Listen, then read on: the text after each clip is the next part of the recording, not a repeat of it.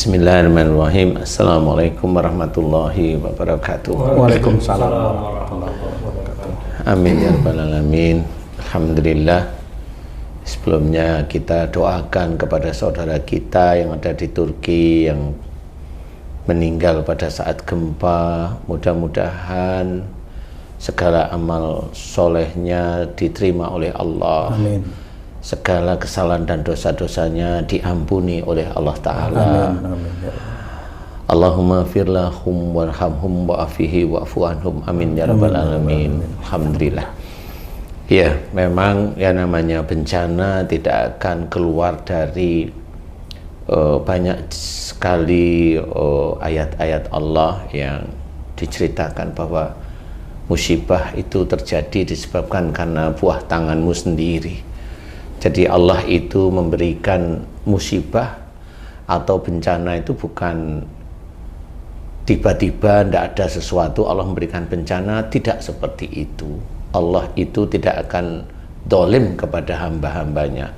Tetapi kalau bencana itu muncul berarti memang ada di daerah bencana tersebut rata-rata atau di atas rata-rata mereka dolim kepada diri mereka sendiri atau dolim kepada lingkungannya. Nah, keadaan seperti itulah Allah memberikan peringatan. Wa ma asabakum min musibatin fa bima kasabat aydikum. Apa saja musibah yang kau terima itu disebabkan dari buah tanganmu sendiri. Sebagai seorang muslim tidak boleh kita itu menolak ayat ini. Kalau kita sebagai seorang muslim menolak ayat ini dianggap oleh Allah Ta'ala kafir. Tidak boleh. Jadi kita terima aja. Kemudian karena memang sudah terjadi kita terima dengan ikhlas, ya. Kemudian bagi muslim yang lain, bencana demi bencana yang diturunkan oleh Allah Ta'ala itu adalah menjadi petunjuk bagi kita muslim yang lain itu apa kekurangan yang di tempat bencana itu jangan kita lakukan. Untuk introspeksi diri seperti itu, Pak. Untuk introspeksi diri ataupun introspeksi wilayah ya sebenarnya. Jadi jangan sampai kita lakukan apapun bentuknya, belajar lebih dekat kepada Allah Ta'ala. Nah, kalau memang yang kamu ketahui itu tuh penduduknya itu 99% itu muslim kan gitu ya. Tapi bisa aja muslimnya mereka itu bisa aja jarang sekali sholat. Jadi istilahnya orang itu biasanya meninggal itu di titik-titik apa yang dia sukai seperti itu. Jadi kebiasaan yang dia kerjakan, yang dia sukai seperti itu. Nah, cuma kita tidak usah terlalu menyalah-nyalahkan. Ayo kita koreksi bahwa keadaan seperti itu, bagaimana kita caranya tidak. Untuk diri kita sendiri, ayo jangan menyalahkan kalau ada ini ya disalahkan karena itu musibah dari dosa. Iya dari dosa, tapi kita juga harus ingat kita juga masih banyak kesalahan dan dosa di hadapan Allah Ta'ala. Makanya kita berusaha untuk memohon ampunan kepada Allah dan berusaha untuk tidak melakukan kesalahan dan dosa-dosa setiap saatnya. Itu nah, mudah-mudahan dari dosa-dosa dari sekelompok kecil orang yang memang kuat untuk kembali pada jalan Allah, nah ini malah bisa menjadikan daerah-daerah tersebut memang bisa aja tidak diberi musibah oleh Allah Ta'ala ya. Wallahu a'lam. Ini yang setahu saya seperti itu.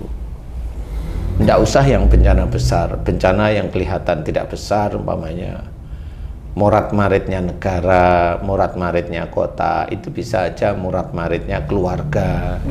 Itu kan sama juga bencana. Jadi keluarga kelihatannya itu rukun, suami, istri, dan anak-anak. Kalau dilihat dari luar kan rukun, tetapi kalau memang melihat dari dalam bisa aja ini morat-marit. Jadi suami atau istri dan anak-anaknya ini kelihatan kalau itu didengarkan dari cara bicara, didengarkan dari komunikasi, apa yang dikerjakan. Ini banyak yang keluar dari syariat Islam. Itu bencana yang jelas sekali di depan mata. Nah, itulah yang harus kita perbaiki mulai saat ini. Sehingga jangan sampai bencana demi bencana di keluarga ini menjadi akhirnya negara atau tempat daerah. Sehingga itu dimunculkanlah bencana oleh Allah Ta'ala. Karena dilihat memang kelihatan di daerah tersebut ini kurang manfaat oleh Allah. Jadi peringatan karena kurang manfaat biar nanti mereka itu kembali ke jalan Allah, agar kembali sujud pada Allah Ta'ala. Wallahu a'lam ya. Iya Ustaz, bencana gempa bumi ini kan skupnya luas nih. Di dalamnya ada korban-korban yang mempunyai peristiwa-peristiwa tersendiri. Ada yang akan menikah, pasangannya meninggal karena reruntuhan. Ada keluarga, ayah dan anak meninggal juga dalam rumah reruntuhan. Itu masing-masing mempunyai ujiannya masing-masing itu. Iya, mereka masing-masing itu mempunyai keadaan masing-masing yang memang itu kesalahan di mata Allah Ta'ala itu apa. Kemudian kalau dilihat itu memang tidak manfaat oleh Allah Ta'ala, ya udah diselesaikan. Biar yang lain itu berpikir, yang masih hidup itu berpikir, apa kesalahan saya pada Allah, apa kesalahan saya, apa dosa saya, mamanya. Kalau mamanya sehari-hari omongannya kasar dan sebagainya, ya itu salah satu hal yang harus kita perbaiki. Jadi seperti itu, bisa aja memang seperti terus. Ya itu yang harus kita cermati lah. Jadi cuma memang tidak secara detail ya, bagaimana itu kok bisa mau meninggal dan satu mati di situ, keluarga mati. Itu harus dilihat satu persatu orangnya, tipikalnya bagaimana secara psikologis. Islam itu kan dilihat, psikologis itu adalah akhlak Rasul yang tidak mau dikerjakan, yang dilanggar istilahnya, akhlak Rasul yang selalu dilanggar terus. Nah itu tetap menjadi bencana secara fisik.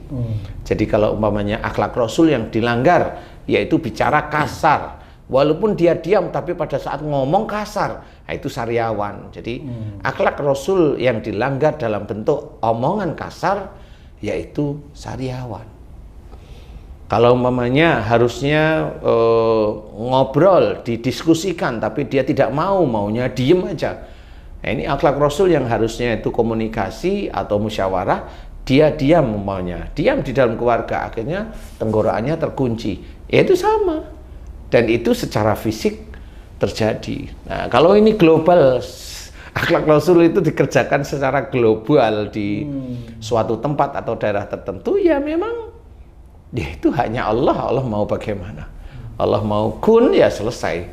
Dan yang jelas yang harus kita ketahui itu apa? Gedung yang runtuh itu, gedung di sini runtuh, sebelahnya utuh, ndak, kemudian sebelah sana utuh, di sana ndak, di sini ndak, itu coba cara Allah menyelesaikan bentuk musibah itu kan nggak awur-awuran. Jadi ada alur yang memang harus diselesaikan. Gedungnya, kalau gedung itu tua, ya tidak ada masalah. Masalah tua kayak masalah enggak tua kayak itu enggak apa-apa. Makanya di sini harus kita pahami, musibah itu tidak memandang umur atau tidak memandang tempat, enggak. Makanya kita orang Muslim harus berpikir bagaimana caranya kita dijauhi dari musibah-musibah Allah, yaitu belajar.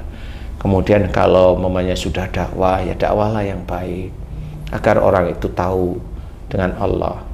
Kalau mamanya gedungnya yang tua atau gedungnya yang tidak kuat karena sudah puluhan tahun tidak pernah ada gempa, ya boleh aja mereka lalai. Tapi kan nggak bisa dikatakan lalai, bahwa struktur gedung itu kan pasti punya hitungan tertentu. Jadi secara ini pasti punya lah. Tapi intinya adalah nas dari Allah Ta'ala itu tidak bisa dilawan, insya Allah ya. Wallahu a'lam.